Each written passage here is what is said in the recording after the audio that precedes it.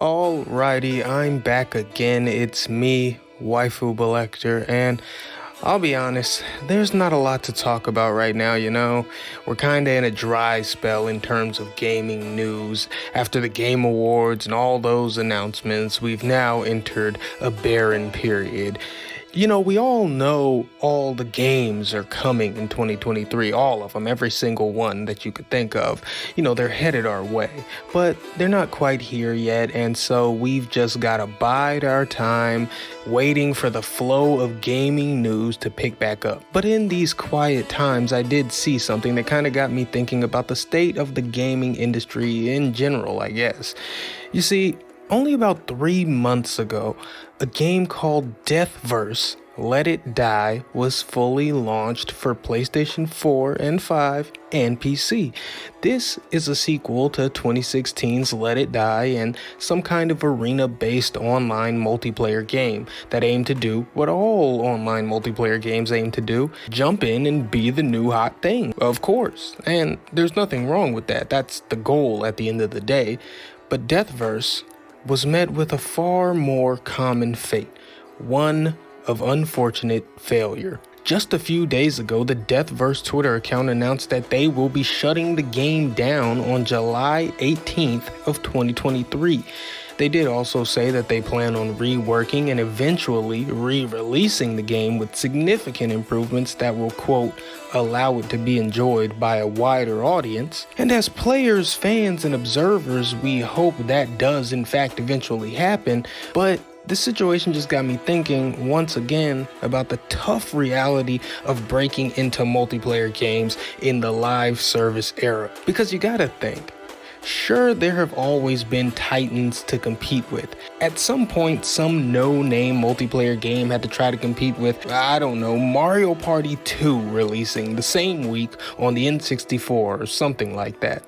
But eventually, Mario Party 2 got old. Everyone who bought it, played it, enjoyed it, but now they're over it, and they want something else to play. But the new Mario Party isn't here yet. But hey, there's a brand new multiplayer game that you've never heard of, and so you go, well, fuck it, might as well try that out. And maybe it turns out that that game's pretty good. However, in an era where theoretically Mario Party 2 can be infinitely refreshed and reinvigorated with new and interesting content so that you're never sick of it never feels stale, it can be really hard for the no-name game to know when it should take its turn. It's like double dutch and you're trying to figure out when you should jump in. And in the situation of a lot of these would-be live services, one could argue that there really is no good time. I mean, the landscape is crowded, and not only that, but it's crowded with heavy hitters who have deep pockets. So crowded, in fact, that other heavy hitters are having a hard time breaking through. Like, think about how CSGO was pretty much dominating the tactical shooter genre, and then Valorant comes out and just kind of goes, and I'll be the leader now, and CSGO still does brisk ass numbers. They are no fucking slouch. So God forbid that little old me would have the brass balls to be releasing my own little tactical shooter in 2023.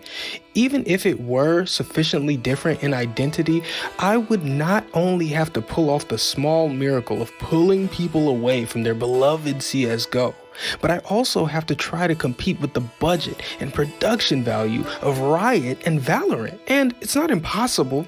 That's not what I'm trying to say.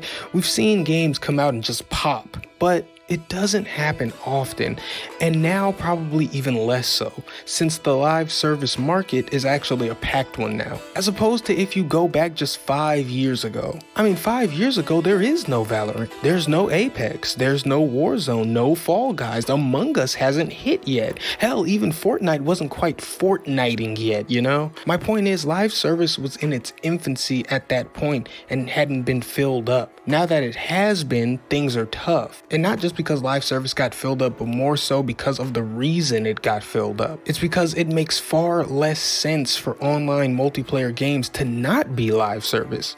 So if you're coming out with your no-name online multiplayer game, you pretty much have to do this. The only people not taking this live service thing to heart are the people so huge or with such dedicated player bases that they don't have to, i.e.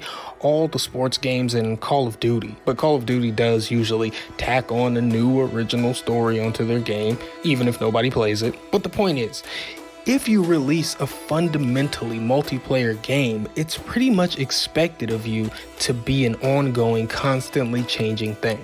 And forget about the fact that it's hard to rip people away from the ones that already exist and beat me to the punch. Let's just focus on the fact that being a live service, period, is fucking hard.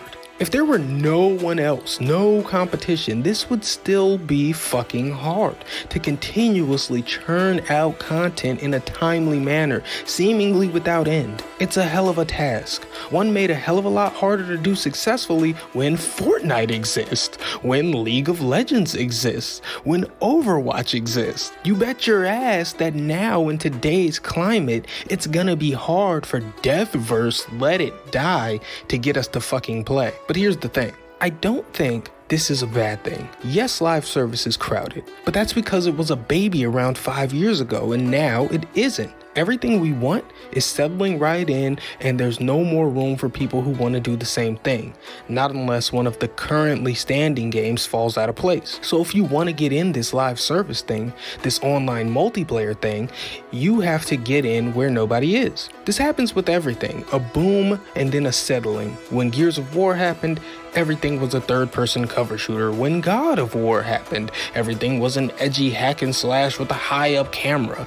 And admittedly, this is a little bit different because this is a platform model, not a genre per se, but that's why the situation is better for newcomers. There's more wiggle room because you don't have to throw away the model in order to stand out.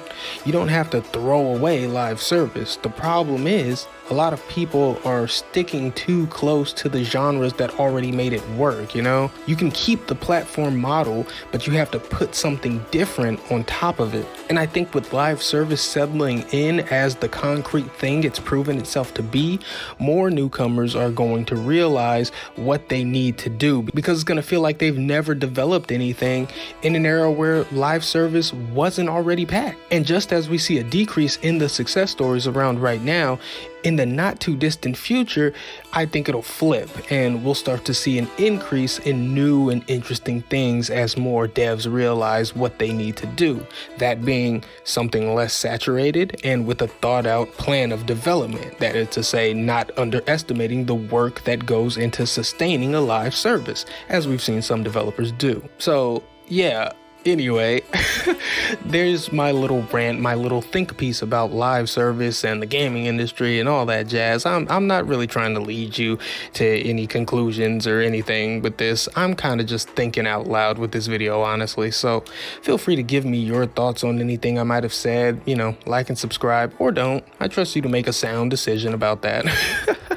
But that's all from me. Until next time, I am Waifu Belector. I am just a normal guy. I like hentai, and I hope Deathverse does come back strong. Goodbye.